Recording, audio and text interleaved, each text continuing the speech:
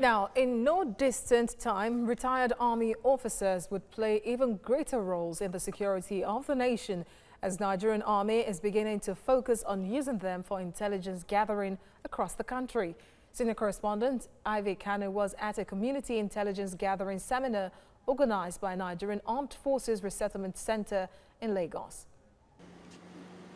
For a nation that has constantly grappled with different security challenges from insurgency, cattle rustling, herdsmen farmers clash and others, one challenge that has continued to rear its head is the issue of intelligence gathering.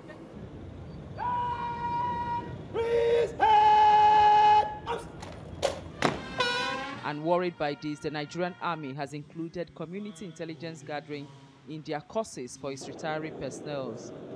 The National Security Advisor said the aim is to make them relevant even after retirement.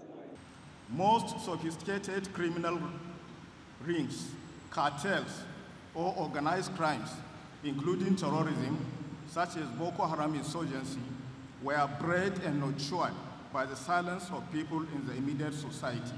Accordingly, this seminar is designed inter alia to equip and position you upon retirement as eyes and ears of the government toward enhancing national security. Other speakers described the retiring officers as ambassadors of a better secured nation, as they are the first set to benefit from this training.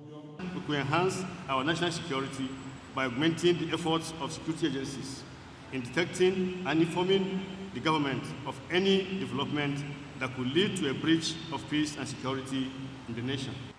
It is on this premise that I approve the conduct of this seminar for trainee of course 1/2019.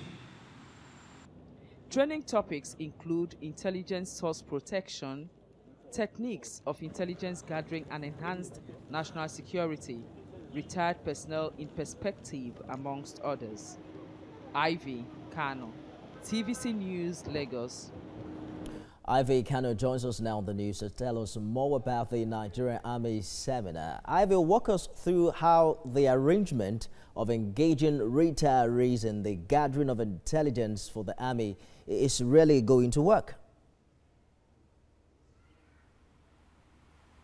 Nifemi, I think this is quite laudable given the fact that most times the problem, our security agencies have is the fact that they have issues with trusting informants that give them some of this information. Now, what this will do, the intelligence gathering for these retiring officers, is the fact that you are going to put your own back into the society. So when they give you information, you expect that those information will be very credible, and it's something that, information that you can work on.